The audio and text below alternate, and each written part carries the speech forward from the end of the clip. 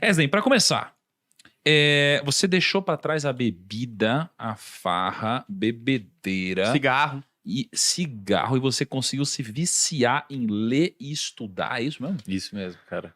Cara, como? Não é possível. Até 2013, 2014, mais ou menos no meio da graduação de psicologia que eu fiz lá no interiorzinho, bem no interior do Rio Grande do Sul, numa cidade de 60 mil habitantes, eu acho. Eu fiz a minha graduação.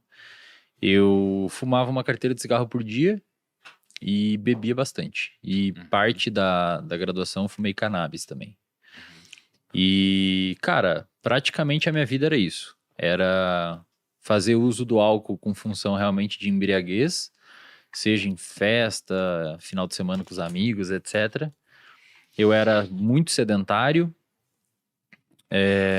um leve sobrepeso, até que um dia eu já ficava... Eu tinha esses hábitos, né? Não estudava, não dava muita bola para essas paradas, achava que todo mundo era errado e todo mundo era burro, só eu entendia das coisas e não sei o quê.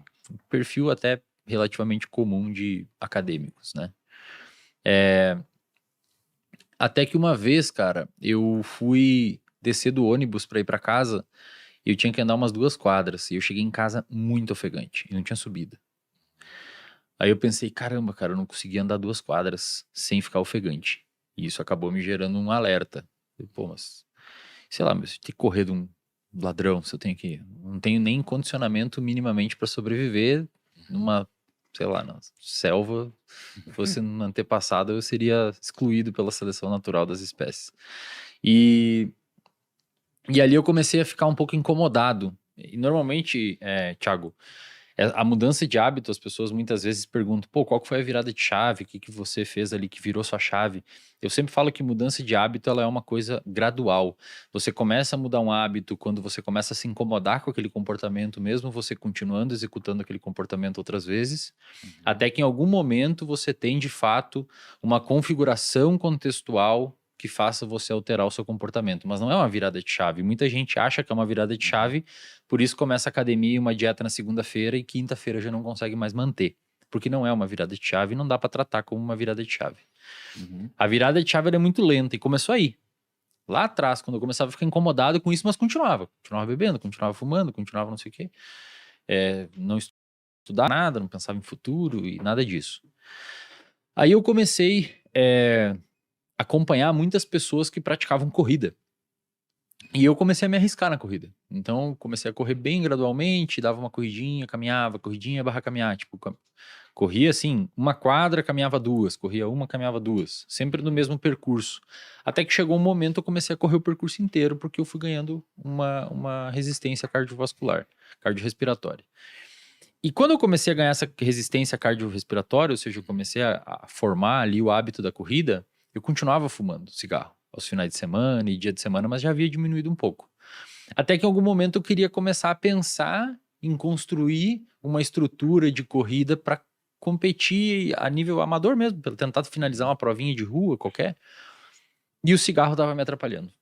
Então, eu sempre falo para a galera que quando você quer formar um hábito bom, quando você quer destruir um hábito ruim, é interessante você criar um bom que tenha uma competição com esse outro.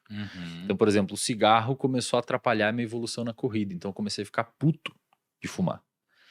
Falei, pô, não acredito, cara. Porque antes fumar cigarro pra mim tinha uma função.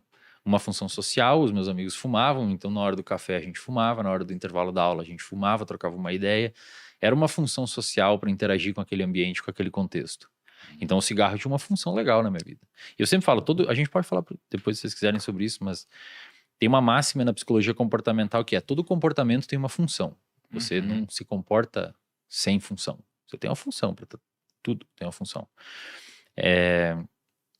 E o cigarro tinha essa função. E depois de um tempo que eu comecei a correr, o cigarro começou a ter uma função pejorativa dentro do meu repertório comportamental, que era atrapalhar minha corrida.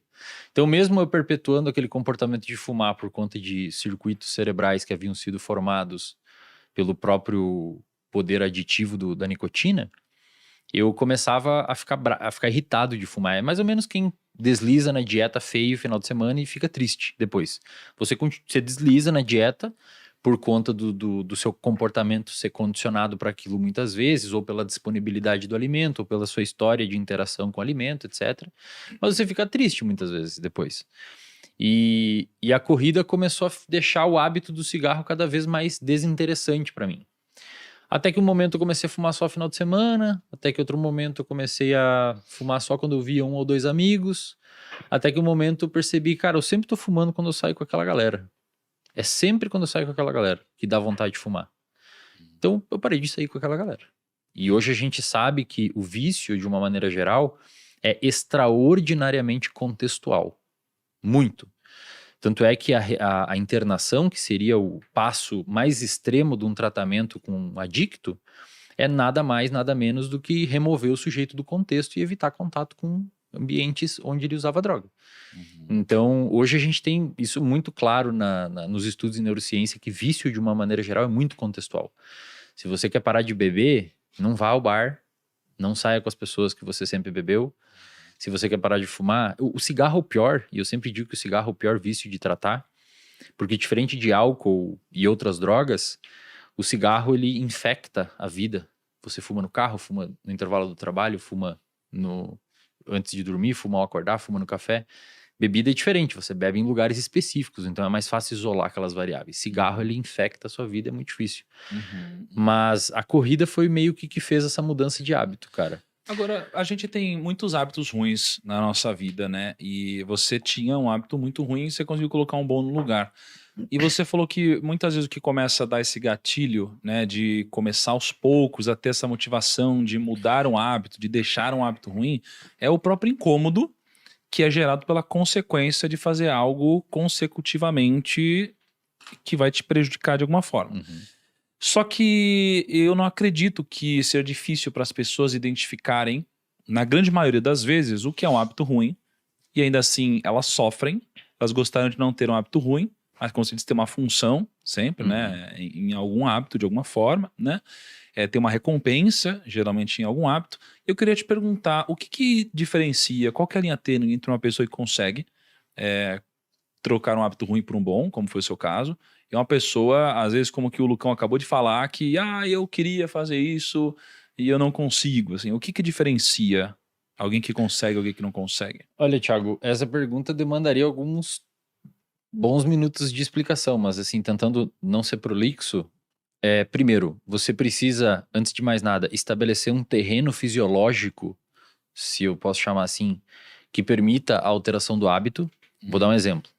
O pessoal que acabou de comentar ali, né? Não lembro quem que falou, que seria bom chegar na geladeira de noite, ter meia-noite e ter um negócio X para comer.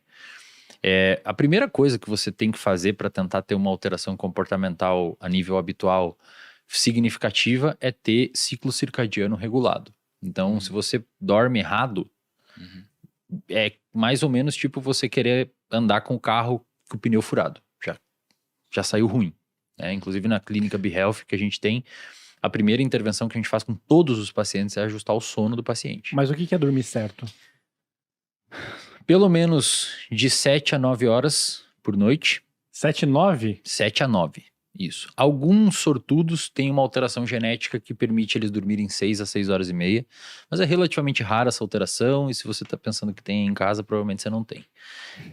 Não, mas eu acordo bem. Na verdade, tem estudos mostrando que se você priva pessoas de sono, por exemplo, bota no laboratório, esse estudo foi feito pelo Matt Walker, neurocientista hoje que é o mais pica assim, na área do sono. Levou a galera pro laboratório, lá nos Estados Unidos faz muito isso, tem grana pra fazer, né? No Brasil não tem pesquisa pra isso. E deixa um grupo dormir 8 horas, um grupo se acorda com 6, um grupo acorda com 4 horas de sono, outro grupo vira à noite. Quando você vai ver no outro dia, ou fazendo isso consecutivos dias, o grupo que dormiu 8, quando você vai aplicando sucessivos testes de função operacional do cérebro, memória verbal, linguagem, raciocínio, velocidade de processamento de informação, o grupo que dormiu 8 horas é o que vai mais rápido. Eles são cognitivamente mais afiados.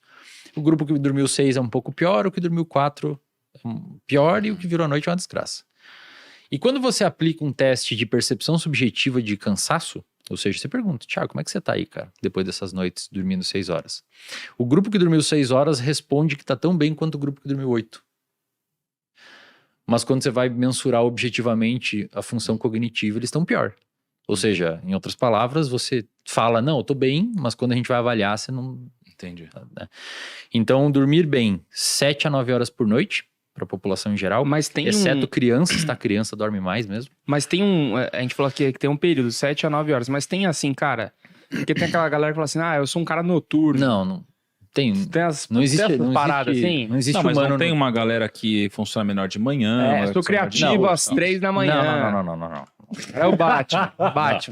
Trabalha à noite. Cara, não existe animal, o ser humano não é noturno. Alguém enxerga no escuro aqui? Não enxerga. A gente não é noturno. Mas não tem aquele negócio, tipo, Tem, eu trabalho tem os- melhor de manhã. Tem os tarde. cronotipos. Tem os cronotipos. Cronotipos. O que, que é isso? Mais ou menos 50% é a divisão de matutino e vespertino.